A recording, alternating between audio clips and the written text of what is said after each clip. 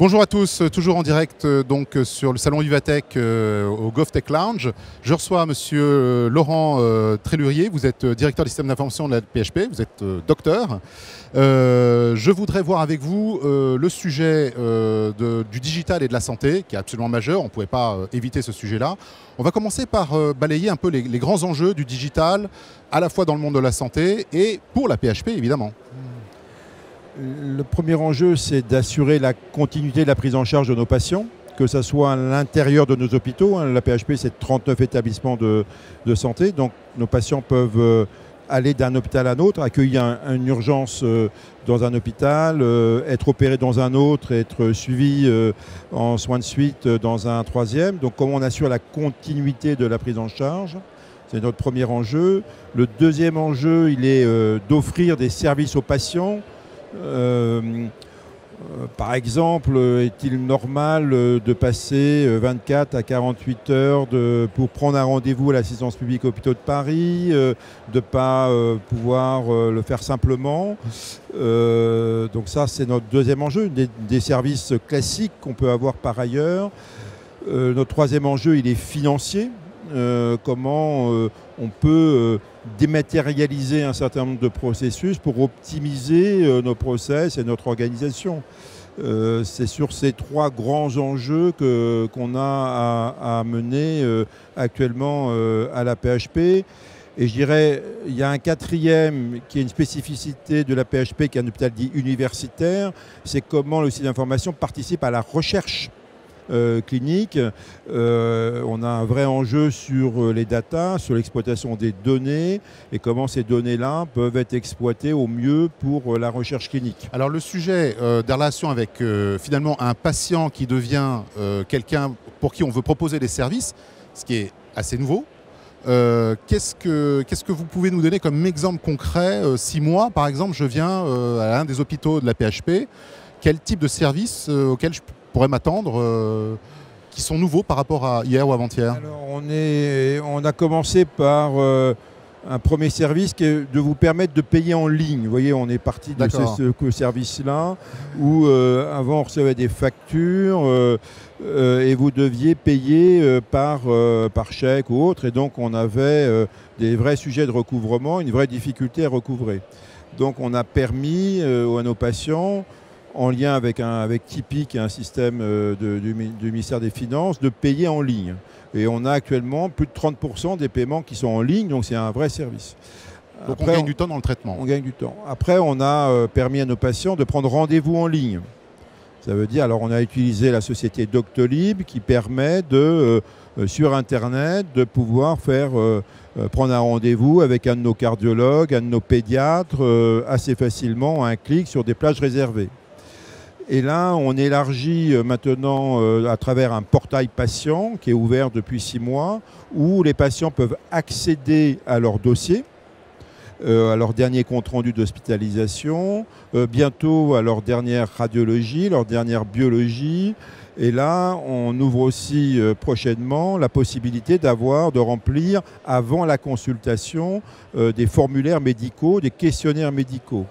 Et la dernière chose qu'on a mis en place, c'est on souhaite que quand le patient arrive, il n'ait pas à faire la queue pour régler les problèmes administratifs, que toute l'inscription administrative, les droits, etc., puisse être fait de chez lui, qu'il puisse scanner sa carte d'identité, qu'il puisse envoyer ses éléments d'assurance maladie, de mutuelle. Bon, quand il arrive, le patient a directement la consultation sans passer 1 heure en tirant un ticket pour avancer.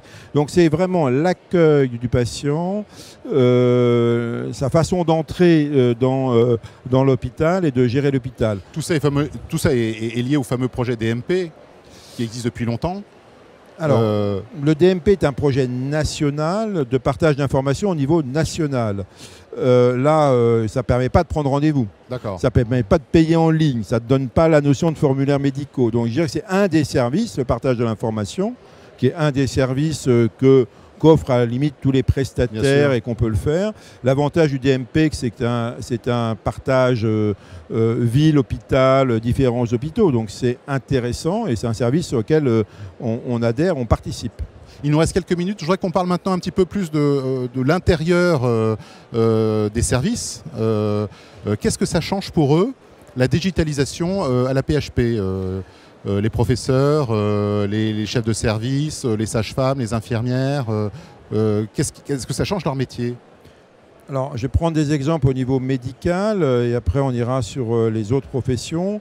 Quand vous étiez hospitalisé, vous faisiez une radiologie. La radiologie se faisait souvent au sous-sol de l'hôpital et le médecin qui prenait en charge attendait la radiologie, pouvait attendre 24 heures. Là, dès qu'elle est produite, elle est visible par le médecin qui l'a prescrite. Donc on élimine les allers-retours. On élimine les allers-retours. Pareil pour la biologie, pareil pour beaucoup d'éléments.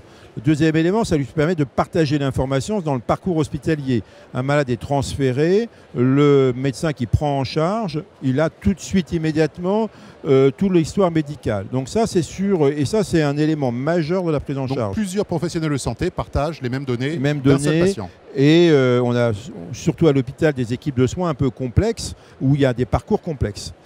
Le deuxième élément, c'est évidemment au niveau des infirmières et du personnel soignant, où là, il y a un meilleur partage de l'information entre elles au moment des transmissions, mais aussi du partage d'informations entre l'équipe médicale et l'équipe paramédicale. Et puis, dans toutes les équipes administratives, des secrétaires médicales qui faisaient du rendez-vous, qui faisaient des comptes rendus médicaux, qui faisaient un certain nombre de choses, on les réaffecte à l'accueil du patient.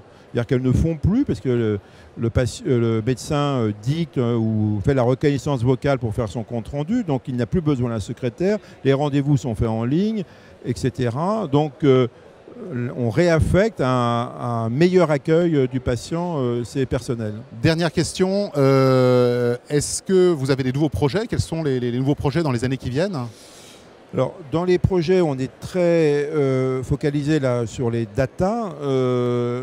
Donc, on a mis en place un entrepôt de données de santé qui est le plus important entrepôt de données de santé en France et au niveau Europe, puisqu'on a un peu plus de 9 millions de patients dans cet entrepôt de données de santé.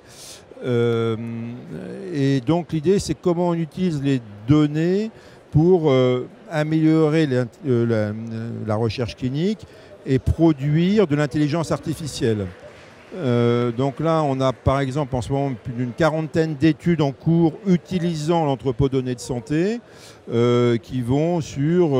et donc plutôt que le médecin avait les données que de son service, il a les données de l'ensemble de la PHP pour pouvoir produire, qui renforce la recherche. Et là, sur la partie intelligence artificielle, on démarre sur l'image, on démarre sur un certain nombre d'éléments autour de l'intelligence artificielle pour pouvoir produire des algorithmes qui amélioreront la prise en charge du patient et aideront la prise en charge du patient. Et le diagnostic aussi, éventuellement, ou pas? Et éventuellement, le diagnostic. Comprendre que la littérature médicale est quand même extrêmement importante et que les données médicales sont extrêmement importantes. Donc, tout ce qui peut aider le médecin, et c'est pas remplacer, mais on est bien dans aider le médecin ou l'infirmière à prendre mieux en charge, est quelque chose d'important. Donc on est vraiment dans ces éléments d'aide à la prise en charge. Très bien, eh bien, écoutez, merci beaucoup. On voit bien que ça bouge rapidement également dans le monde de la santé. Bravo pour ces grands projets numériques à la PHP. Merci beaucoup. Merci beaucoup. À bientôt. À la suite sur le GovTech Lounge, c'est tout de suite avec les prochaines interviews. Merci.